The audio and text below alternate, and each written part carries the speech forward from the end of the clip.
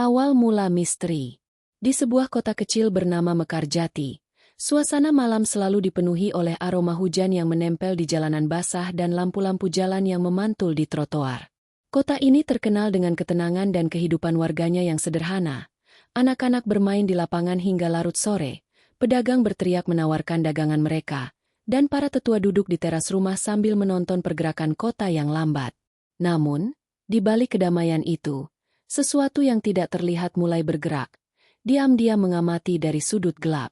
Tokoh utama, Raka, seorang pria berusia 28 tahun, baru saja pindah kembali ke Mekarjati setelah bertahun-tahun bekerja di kota besar. Raka dikenal cerdas, tenang, dan sedikit tertutup, namun memiliki naluri yang tajam terhadap hal-hal aneh. Ia tinggal di sebuah rumah tua peninggalan keluarganya. Rumah yang sudah berdiri sejak era kolonial dan dikelilingi pohon-pohon tinggi yang menimbulkan bayangan panjang saat malam. Raka senang malam hari. Bagi dia, senyap kota kecilnya adalah tempat untuk merenung. Pada malam pertama setelah kepulangannya, Raka merasa ada sesuatu yang berbeda. Ia sedang menyapu halaman rumah ketika suara langkah ringan terdengar di belakangnya.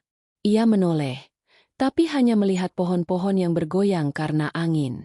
Mungkin cuma bayangan, gumamnya, mencoba menenangkan diri. Namun, rasa tidak nyaman itu terus menempel. Beberapa malam kemudian, kejadian aneh mulai muncul. Lampu di ruang tamu tiba-tiba mati sendiri, telepon rumah berdering tanpa penelepon, dan aroma parfum asing menyusup ke kamar tidur Raka saat ia sendirian. Suatu malam, ketika Raka membaca buku di teras, ia melihat sosok samar di ujung jalan. Tinggi, berbaju gelap, berdiri diam tanpa bergerak. Ketika Raka menatap lebih lama, sosok itu menghilang begitu saja, seolah lenyap di udara. Jantungnya berdegup kencang, namun rasa ingin tahu mengalahkan ketakutannya. Raka mulai mencatat setiap kejadian aneh di rumah dan sekitarnya. Ia mengamati tetangga, namun mereka tidak mengalami hal serupa. Bahkan beberapa tetangga yang sudah tua menyebutkan bahwa Mekarjati tidak pernah memiliki kejadian seperti ini. Raka merasa bahwa sosok ini memilihnya sendiri, dan ia tak bisa menghindarinya. Hari-hari berikutnya, sosok itu muncul lebih sering. Kadang hanya bayangan di tepi mata, kadang suara langkah di lantai atas rumah kosong, kadang bisikan halus yang membuat Raka terbangun di tengah malam. Ia mencoba berbicara pada teman lama, Dina, seorang jurnalis lokal, tapi Dina hanya tersenyum skeptis. Mungkin kamu terlalu stres setelah lama tinggal di kota besar, katanya. Namun, bagi Raka, ini lebih dari sekadar stres. Ada sesuatu yang hidup di Mekarjati malam-malam itu, sesuatu yang menatapnya dengan mata yang tak terlihat, sesuatu yang menunggu waktunya untuk muncul. Di balik ketenangan Mekarjati, malam-malam Raka kini tidak lagi aman. Sosok ketiga itu, sebutan sementara yang Raka berikan, adalah bayangan yang mengintai, hadir dalam setiap detik, dan membawa rasa dingin yang menempel di tulang.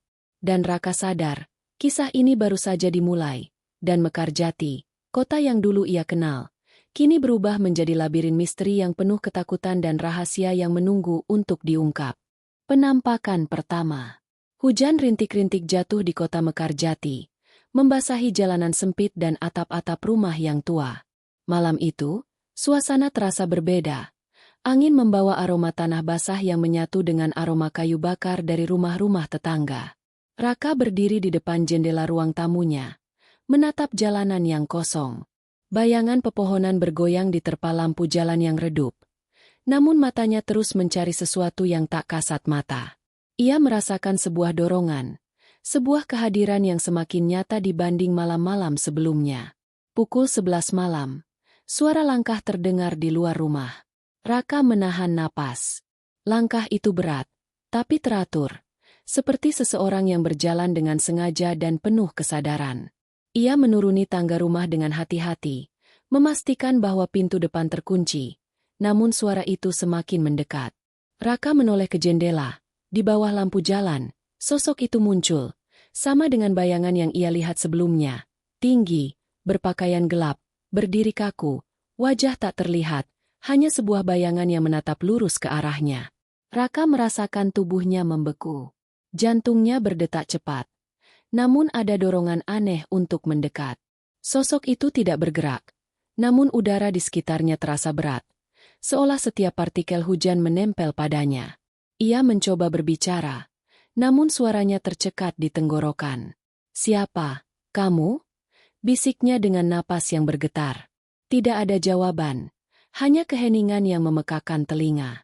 Keanehan semakin nyata ketika sosok itu menghilang dalam sekejap, meninggalkan jejak hujan yang membasahi jalanan, namun tidak ada bekas kaki atau bayangan yang tertinggal. Raka merasa bahwa ini bukan sekadar ilusi atau kelelahan. Sosok itu memilih muncul di waktu dan tempat tertentu, selalu dengan cara yang tidak bisa dijelaskan oleh logika. Esok harinya, Raka mencoba mencari tahu lebih banyak. Ia mengunjungi Dina, sahabat lamanya, yang kini menjadi jurnalis investigasi. "Dina, aku melihat sesuatu yang bukan manusia," kata Raka sambil menatap serius. Dina menatapnya lama, ragu, namun tetap mencatat perkataannya. "Kalau memang ada bukti, aku bisa bantu. Tapi jangan sampai kamu terlalu terobsesi," ucapnya. Raka mengangguk, tahu bahwa Dina mungkin hanya melihat sisi logis dari sesuatu yang ia sendiri tidak bisa jelaskan. Malam berikutnya, penampakan semakin jelas. Raka keluar rumah, mencoba mengikuti sosok itu. Ia melihat bayangan itu berjalan melalui ganggang sempit Mekarjati, bergerak cepat namun tetap menahan jarak. Setiap kali Raka mencoba mendekat, bayangan itu seperti tahu, dan menghilang seketika, muncul kembali beberapa langkah di depan. Ada sesuatu yang menakutkan, namun sekaligus memikat, seolah sosok itu ingin ia terus mengejarnya. Raka mulai mencatat setiap detail, tinggi, gerakan, bahkan pola kemunculannya. Ia menyadari bahwa sosok itu muncul di area-area tertentu, jalanan sepi, rumah tua, dan terutama tempat-tempat yang memiliki sejarah kelam di Mekarjati. Ada rasa bahwa kota ini menyimpan rahasia, dan sosok ketiga itu adalah kuncinya. Suatu malam, saat Raka berdiri di atas jembatan tua yang menghubungkan dua gang sempit, sosok itu muncul lagi, kali ini lebih dekat, hanya beberapa meter darinya. Raka menatap mata gelap yang tak terlihat itu, dan merasakan ketegangan yang menembus kulit dan tulang. Ia tahu, untuk pertama kalinya, sosok ketiga tidak hanya menampakkan dirinya, tapi seolah memanggil, mengundang Raka untuk mengungkap sesuatu yang lebih dalam. Sejak malam itu, Raka sadar bahwa hidupnya di Mekarjati tidak akan sama lagi. Sosok ketiga bukan sekadar bayangan, ia adalah teka-teki yang hidup, bergerak, dan menuntut perhatian. Raka harus menemukan identitasnya sebelum malam-malam berikutnya berubah menjadi mimpi buruk yang tak berujung. Mekarjati, kota kecil yang tenang, kini menjadi panggung misteri, dan Raka berada di pusatnya, di hadapan sosok yang tak terlihat, namun terasa begitu nyata. Jejak yang tidak terlihat. Kota Mekarjati tetap tenang di siang hari, namun malam hari menyimpan rahasia yang semakin gelap. Raka kini mulai merasakan bahwa sosok ketiga bukan hanya hadir secara visual atau suara. Ia meninggalkan jejak-jejak yang sulit dijelaskan, benda-benda yang berpindah tempat, dan tanda-tanda yang hanya bisa dirasakan oleh mereka yang benar-benar memperhatikan. Malam itu, Raka duduk di ruang tamu rumah tua peninggalan keluarganya. Lampu temaram menyala, hujan mengguyur atap dengan ritme monoton, dan udara basah memenuhi ruangan. Ia membuka catatan yang telah dibuat sejak penampakan pertama. Setiap malam ia mencatat waktu, tempat, dan pola gerakan bayangan itu. Semakin lama, pola itu mulai terlihat. Sosok ketiga muncul terutama di dekat benda-benda yang memiliki nilai sejarah atau emosional bagi Raka, dan entah bagaimana, seolah ingin mengingatkannya pada sesuatu yang terlupakan. Ketika Raka masuk ke dapur untuk mengambil segelas air, ia terkejut melihat sendok dan garpu berserakan di lantai, meskipun malam sebelumnya sudah ia rapikan. Ia menunduk dan memungutnya. Tidak ada angin yang bisa menjelaskan hal itu.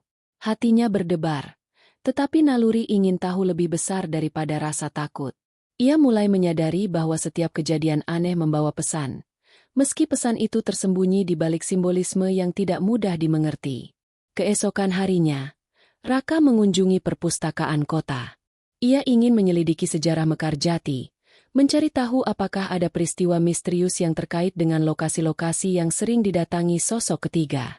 Di antara tumpukan arsip kuno, ia menemukan catatan tentang rumah tua yang kini menjadi miliknya, yang dulunya adalah tempat seorang kolektor benda-benda seni lokal tinggal.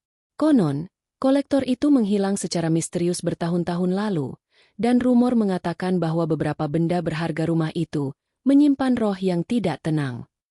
Malam berikutnya, kejadian aneh semakin intens. Lampu ruang tamu mati secara tiba-tiba, dan Raka merasakan dingin yang menusuk tulang. Di sudut ruangan, bayangan sosok ketiga muncul lagi, namun kali ini lebih jelas. Ia berdiri di dekat rak buku, menatap lurus ke arah Raka. Tidak ada suara, tidak ada kata, hanya tatapan yang membuat Raka merasa bahwa rumahnya kini adalah arena bagi entitas yang tidak bisa ia pahami sepenuhnya. Raka mulai menyadari pola baru. Benda-benda yang hilang atau berpindah selalu memiliki hubungan dengan masa lalunya. Foto lama keluarga, surat-surat, bahkan jam tua yang diwariskan dari kakeknya. Sosok ketiga seolah ingin Raka mengingat sesuatu yang selama ini terkubur. Ia merasa bahwa sosok itu bukan semata menakut-nakuti, tapi mencoba menyampaikan pesan melalui jejak-jejak tak terlihat. Raka memutuskan untuk memasang kamera tersembunyi di beberapa sudut rumah, berharap bisa menangkap bukti keberadaan sosok ketiga. Malam itu, ketika ia menonton rekaman awal, layar menampilkan bayangan yang melintas begitu cepat sehingga hampir tidak bisa dilihat. Namun, ketika diputar ulang dengan lambat, terlihat sosok itu menunjuk ke arah lemari tua di ruang tamu, seolah memberi petunjuk. Raka merasa napasnya terhenti. Lemari itu menyimpan benda-benda yang belum pernah ia buka sejak pindah ke rumah ini. Dengan hati-hati, ia membuka lemari. Di dalamnya, terdapat kotak kayu kecil yang penuh dengan surat dan foto lama, termasuk foto seorang pria yang sangat mirip dengannya, tapi dengan tatapan kosong dan wajah pucat. Sosok yang mirip dengan bayangan yang selalu muncul di malam hari. Raka merasakan detak jantungnya semakin cepat. Sosok ketiga bukan hanya bayangan. Ia adalah penghubung antara masa lalu keluarga Raka, misteri rumah tua, dan sesuatu yang menunggu untuk diungkap. Mekarjati malam itu terasa lebih sunyi dari biasanya. Hujan berhenti, namun udara tetap lembab dan dingin. Raka duduk di lantai ruang tamu, dikelilingi benda-benda yang kini terasa hidup dengan sejarahnya sendiri. Sosok ketiga mungkin belum berbicara, namun jejak-jejak yang ditinggalkannya sudah cukup untuk menunjukkan satu hal. Raka harus menyingkap rahasia ini, atau misteri itu akan terus menghantui dirinya dan kota Mekarjati. Kedekatan yang menakutkan.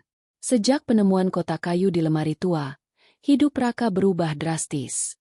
Mekarjati yang dulunya tenang kini terasa penuh dengan bisikan-bisikan malam, aroma yang asing, dan kehadiran yang tak terlihat namun terasa nyata di setiap sudut rumah. Sosok ketiga mulai tidak hanya muncul di jalanan sepi atau rumah tua, tetapi di sekitar kehidupan pribadi Raka.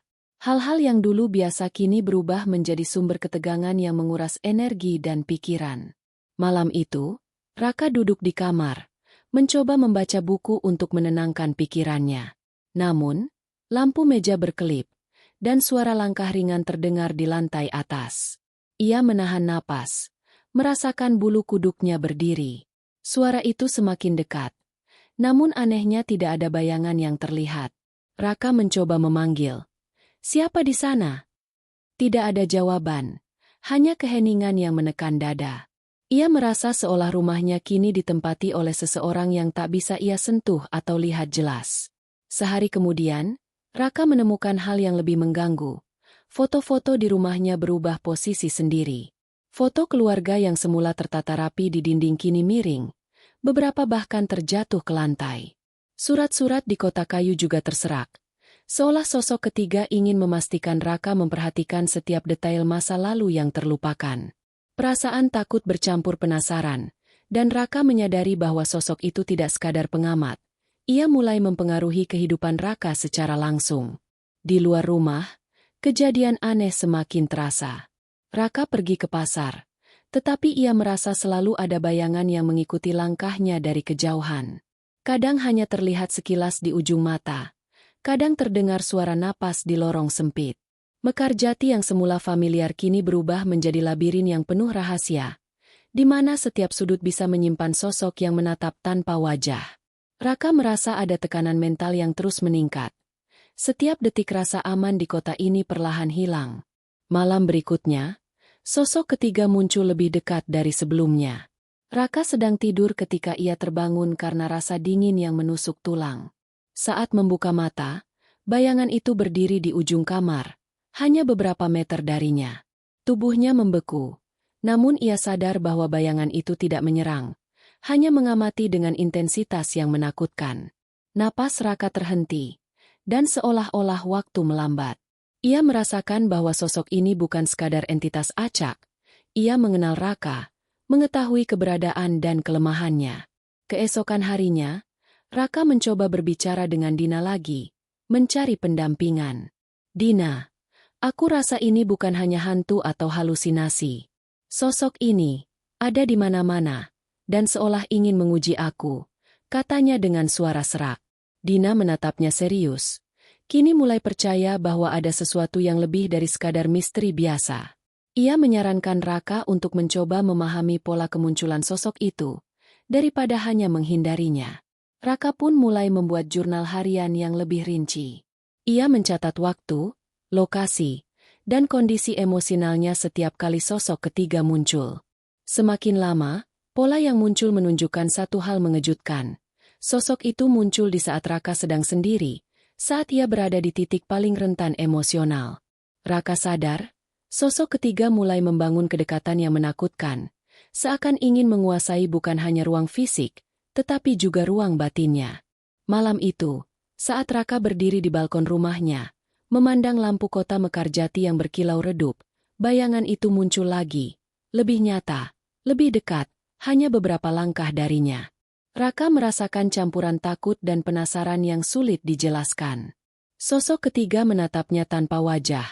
Namun Raka merasa ada komunikasi yang tidak bersuara, seperti undangan atau peringatan.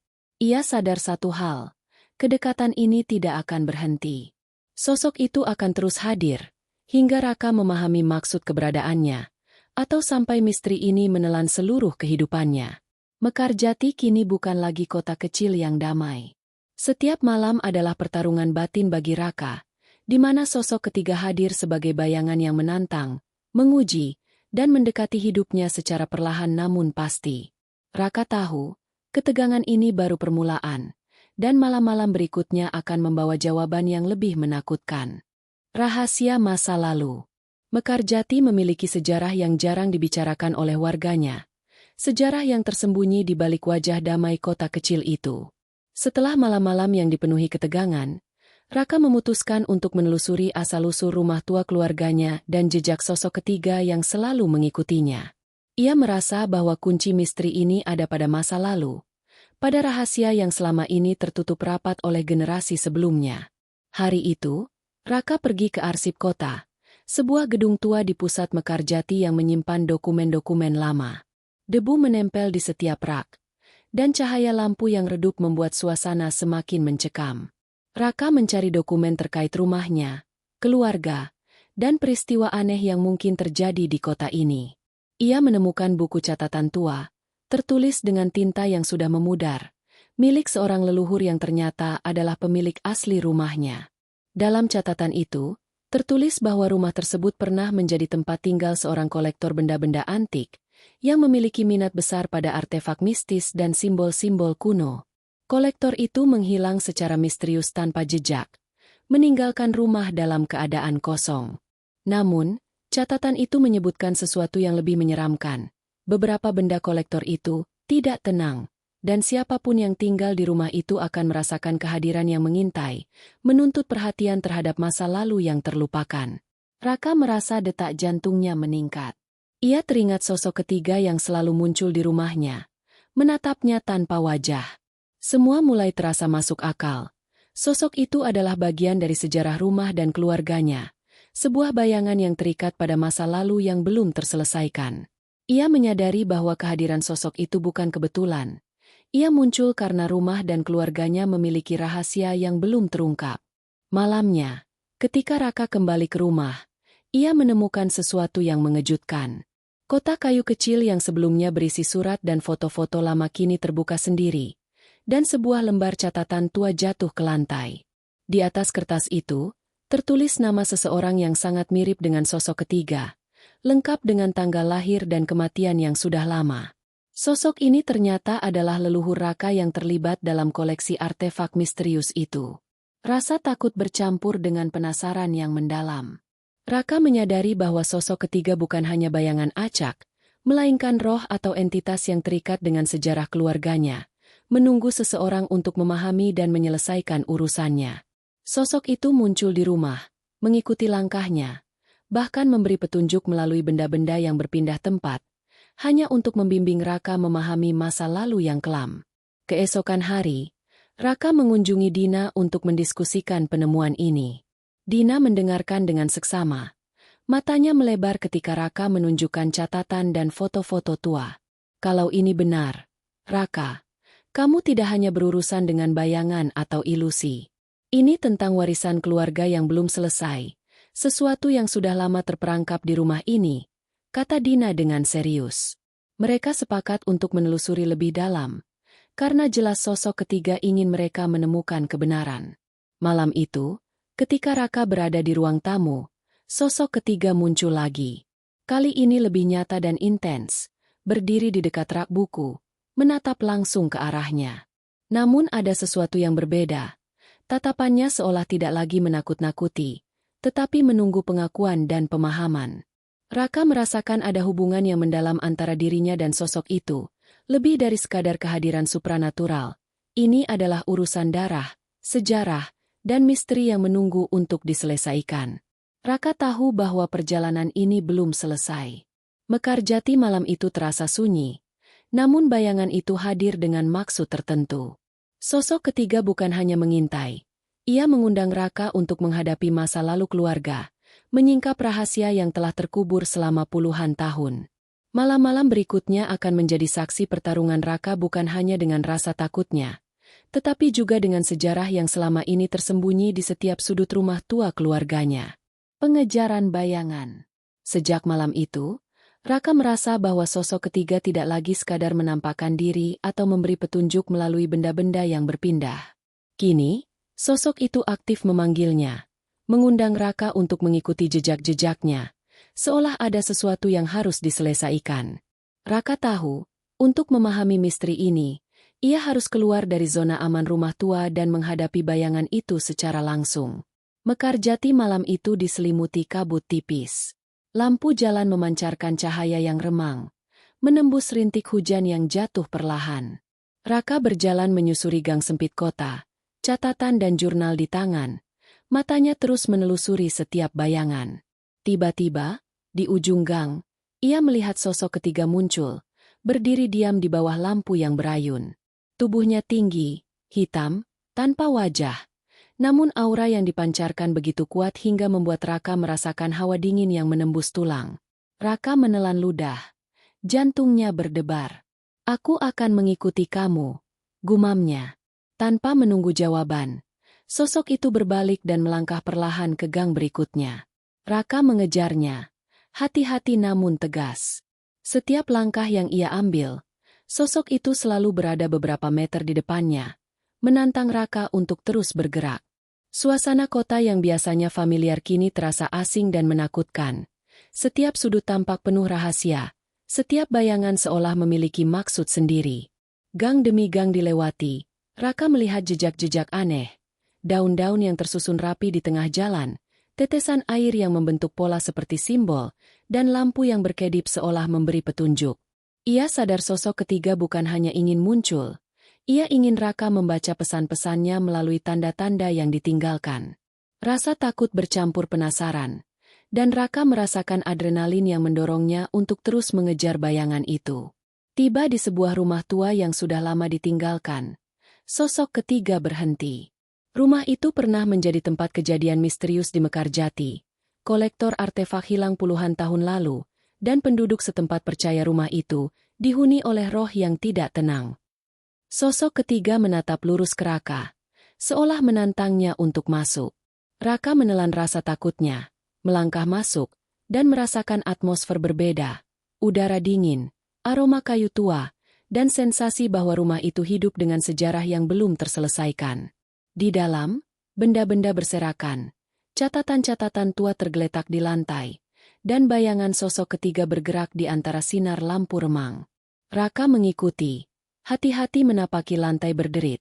Matanya fokus pada setiap gerakan. Sosok itu berhenti di sebuah lemari tua, menunjuk ke arah kotak kayu yang pernah ditemukannya. Saat Raka membuka kotak itu, ia menemukan benda antik yang selama ini hilang dari rumahnya. Artefak kecil yang tampaknya menjadi kunci bagi kehadiran sosok ketiga. Raka merasakan ketegangan meningkat. Sosok ketiga mendekat, namun tidak menyerang, hanya mengawasi. Raka menyadari sesuatu.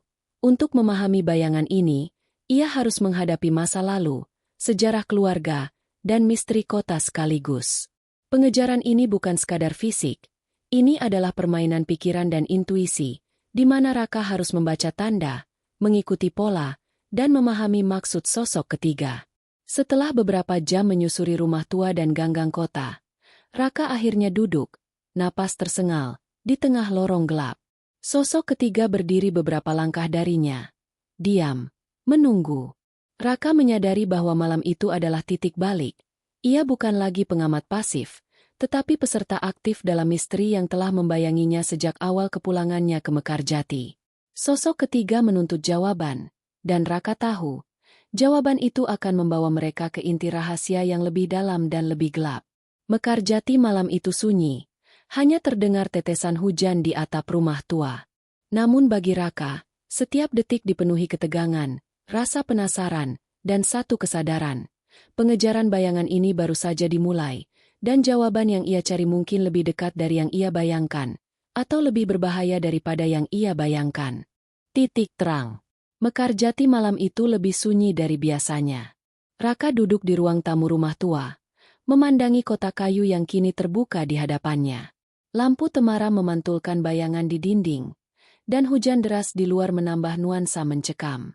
Setelah berhari-hari menyusuri jejak sosok ketiga, mengamati pola-pola aneh, dan menghadapi ketegangan yang menguras mental, malam ini Raka merasakan sesuatu yang berbeda. Ada titik terang, sebuah petunjuk yang mungkin akan menjawab semua misteri. Kotak kayu itu kini tampak lebih penting dari sebelumnya. Di dalamnya, Raka menemukan buku harian tua. Tulisannya hampir pudar tapi masih terbaca. Buku itu milik leluhur yang sama dengan yang dicatat dalam arsip kota, kolektor artefak yang hilang puluhan tahun lalu. Saat Raka membaca lembar demi lembar, perlahan ia menyadari hubungan antara sosok ketiga, rumah tua, dan sejarah keluarganya. Sosok itu bukan sekadar bayangan. Ia adalah entitas yang terikat pada keluarga Raka, roh leluhur yang belum menemukan kedamaian. Isi buku harian itu mengejutkan. Leluhurnya menulis tentang sebuah artefak mistis yang disebut cermin bayangan, sebuah benda yang bisa menangkap sebagian jiwa dan menyimpannya. Kolektor itu ternyata mencoba melindungi artefak itu agar tidak jatuh ke tangan yang salah. Namun entitas yang kini dikenal Raka sebagai sosok ketiga tampaknya terperangkap karena kesalahan dalam ritual pelindungannya. Sosok itu muncul kepada Raka bukan untuk menakut-nakuti, tapi untuk menuntun Raka menemukan dan menyelesaikan urusan yang belum selesai. Raka merasakan campuran takut, kagum, dan lega. Semua kejadian aneh, penampakan, dan jejak yang ditinggalkan sosok ketiga kini mulai masuk akal. Sosok itu muncul di saat Raka sendiri karena hanya ketika seseorang benar-benar fokus, ia bisa berkomunikasi melalui energi yang tersisa di rumah ini. Bayangan itu menuntun Raka untuk menemukan artefak yang bisa membebaskan roh leluhurnya, sekaligus menutup rantai misteri yang telah menghantui rumah dan keluarga Raka selama puluhan tahun. Dengan bimbingan Dina, Raka mulai menyusun strategi. Mereka memetakan semua kejadian, lokasi penampakan, dan benda-benda yang terkait. Dina, yang biasanya skeptis, kini mulai memahami. Sosok ketiga bukan ancaman, melainkan pengawas dan pengingat akan rahasia yang perlu diungkap. Malam itu, Raka berdiri di ruang tamu, menatap bayangan yang diam di sudut ruangan. Ia merasa sosok itu mengakui kesungguhannya. Tatapannya yang menakutkan kini terasa seperti dorongan untuk bertindak. Keesokan harinya, Raka kembali ke arsip kota untuk menelusuri lebih banyak catatan mengenai cermin bayangan, dan ritual pelindungannya. Ia menemukan petunjuk bahwa artefak itu pernah disembunyikan di ruang bawah tanah rumah tua yang kini ia tinggali.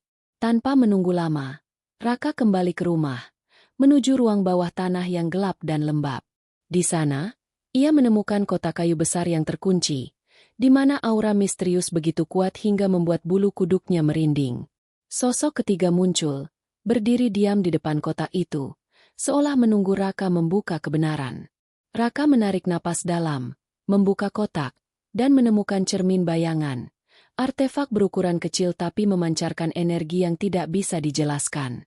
Saat ia menyentuh permukaannya, bayangan sosok ketiga bergerak lebih dekat, dan Raka merasakan kehadirannya menjadi nyata, tetapi tidak menakutkan lagi. Ia menyadari satu hal, semua rasa takut, semua misteri, semua penampakan selama ini adalah cara sosok ketiga untuk mengarahkan Raka pada titik terang ini, agar masa lalu keluarga bisa diselesaikan. Malam itu, Mekarjati terasa berbeda. Hujan deras di luar seakan membersihkan kota, sementara di dalam rumah tua, Raka menatap sosok ketiga dengan pemahaman baru. Sosok itu berdiri diam, menatap, dan perlahan aura menakutkan yang biasa hadir kini berubah menjadi ketenangan. Titik terang telah muncul, misteri mulai terurai, rahasia keluarga mulai terbuka, dan Raka sadar bahwa konfrontasi sesungguhnya dengan masa lalu dan roh leluhurnya sudah dekat.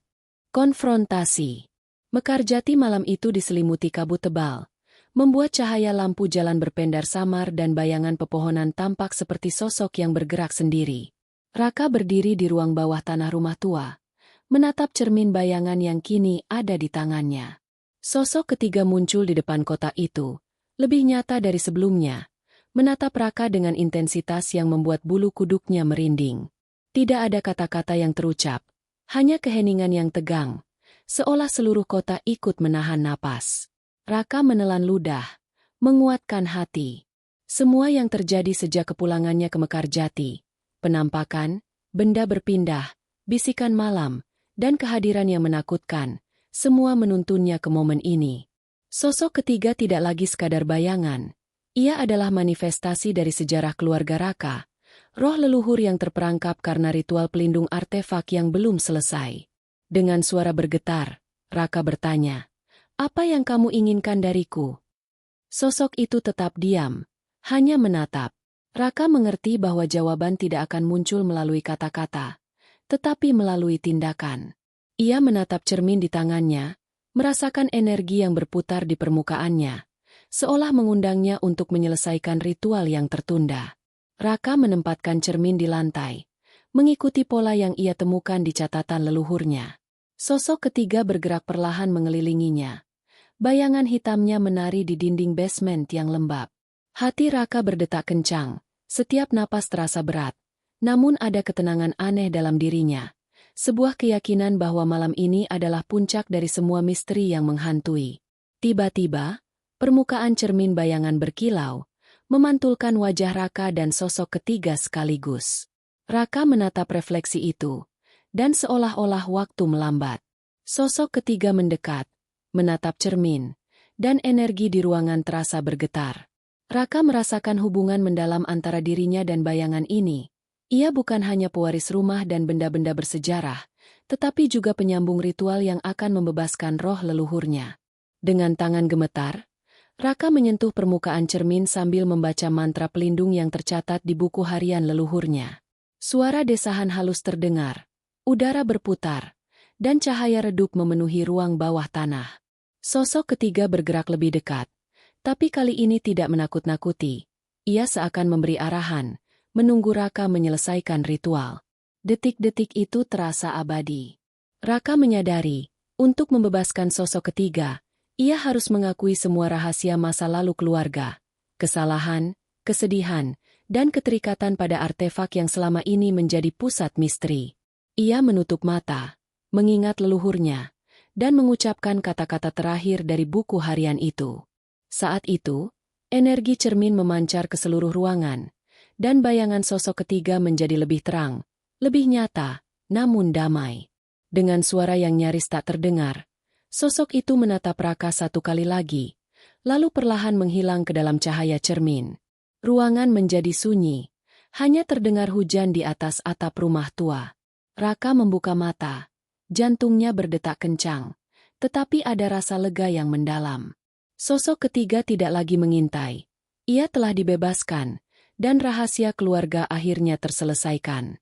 Raka berdiri di tengah basement, menatap cermin yang kini hanya memantulkan dirinya sendiri. Semua ketegangan, ketakutan, dan misteri malam-malam sebelumnya terasa seperti perjalanan yang berat, namun penuh makna. Mekarjati malam itu sunyi, namun bukan lagi menakutkan. Raka menyadari bahwa kota, rumah, dan masa lalunya kini kembali damai, meski bayangan sejarah tetap tersimpan dalam ingatannya. Dengan langkah perlahan, Raka naik ke lantai atas, menatap jendela rumah tua, dan untuk pertama kalinya, ia merasa benar-benar aman. Sosok ketiga telah pergi, tetapi kehadirannya meninggalkan pelajaran yang tak ternilai. Sejarah, keluarga, dan keberanian untuk menghadapi misteri adalah kunci untuk menaklukkan bayangan yang paling gelap sekalipun. Penutup dan warisan misteri. Mekarjati pagi itu terasa lebih cerah daripada biasanya. Hujan semalam telah membersihkan jalanan, membasahi dedaunan, dan meninggalkan aroma tanah basah yang menenangkan. Namun bagi Raka, kota ini kini terasa berbeda, tenang, tetapi tidak lagi polos. Ada sesuatu yang tersisa, sesuatu yang tak terlihat tapi terasa dalam setiap hembusan angin, setiap bayangan yang bergerak perlahan di tepian mata. Sosok ketiga mungkin telah pergi, tetapi jejaknya tetap hidup dalam sejarah dan rumah tua keluarganya. Raka duduk di ruang tamu, menatap cermin bayangan yang kini hanya memantulkan dirinya sendiri. Semua ritual telah selesai, roh leluhur dibebaskan, dan ketegangan malam-malam sebelumnya perlahan menghilang. Namun rasa penasaran dan penghormatan terhadap sejarah keluarga tetap ada. Ia mulai menulis catatan baru, bukan sebagai jurnal ketakutan, tetapi sebagai dokumentasi pengalaman, agar generasi berikutnya bisa memahami misteri dan warisan yang diwariskan kepadanya. Sejak peristiwa itu, Raka juga menyadari perubahan dalam dirinya. Ia lebih berhati-hati, lebih peka terhadap hal-hal yang tak kasat mata, dan lebih menghargai sejarah kota Mekarjati yang sering terlewatkan oleh penduduk. Rumah tua yang semula menakutkan kini terasa hangat, seolah setiap sudutnya menyimpan kisah yang layak dihargai. Sosok ketiga, meskipun sudah pergi, meninggalkan pelajaran bahwa misteri bukan selalu untuk ditakuti, tetapi untuk dipahami. Dina tetap menjadi sahabat dan pendamping Raka. Mereka berdua sering berdiskusi tentang penemuan-penemuan baru di arsip kota, menelusuri catatan lama, dan memetakan sejarah Mekarjati. Setiap kali Raka melewati sudut rumah atau lorong sempit kota, ia masih merasakan kehadiran sosok ketiga, tapi kini bukan sebagai ancaman, melainkan sebagai pengingat akan perjalanan panjang yang telah ia lalui, sebuah bayangan yang meninggalkan jejak pelajaran dan keberanian. Raka juga mulai membuka rumahnya untuk warga Mekarjati, menjadikan rumah tua itu sebagai semacam museum kecil yang memamerkan benda-benda sejarah dan artefak leluhur. Ia ingin orang-orang menghargai sejarah kota dan keluarganya, sekaligus memahami bahwa setiap benda, setiap ruang, bisa menyimpan energi dan cerita yang tak terlihat. Mekarjati kini menjadi kota yang tidak hanya indah secara fisik, tetapi juga kaya akan cerita dan misteri yang membentuk identitasnya. Namun, meskipun semua tampak selesai, Raka menyadari satu hal, misteri tidak pernah benar-benar berakhir. Setiap malam, ketika angin berhembus melalui pepohonan di sekitar rumah, ia terkadang merasa ada tatapan samar, bayangan yang tidak menakutkan, tapi menunggu untuk diingat. Sosok ketiga mungkin telah pergi, tetapi warisan misteri tetap hidup, mengingatkan bahwa keberanian, rasa ingin tahu, dan penghormatan terhadap sejarah adalah kunci untuk memahami dunia yang lebih luas, penuh rahasia, dan tak terduga. Di teras rumah, Raka menatap kota Mekarjati yang mulai terang. Anak-anak bermain, pedagang membuka lapak, dan warga beraktivitas seperti biasa. Tapi bagi Raka, setiap langkah mereka kini memiliki makna baru. Kota ini bukan hanya tempat tinggal, tetapi panggung bagi sejarah, rahasia, dan bayangan yang pernah hadir dan akan selalu ada dalam bentuk warisan. Ia tersenyum, menutup mata sebentar, dan membiarkan angin malam menyapu wajahnya. Sosok ketiga mungkin hilang, tetapi kisah ini, dengan semua misteri dan pelajarannya, akan selalu hidup di Mekarjati dan dalam diri Raka. Malam perlahan datang, dan lampu-lampu kota mulai menyala. Bayangan-bayangan pepohonan menari di jalanan, dan untuk sesaat, Raka merasa kehadiran yang familiar, tidak menakutkan, hanya sebuah pengingat. Mekarjati tetap damai, rumah tua tetap berdiri kokoh, dan sosok ketiga, meski tak terlihat lagi, tetap menjadi bagian dari cerita, warisan, dan misteri yang akan terus hidup untuk generasi berikutnya.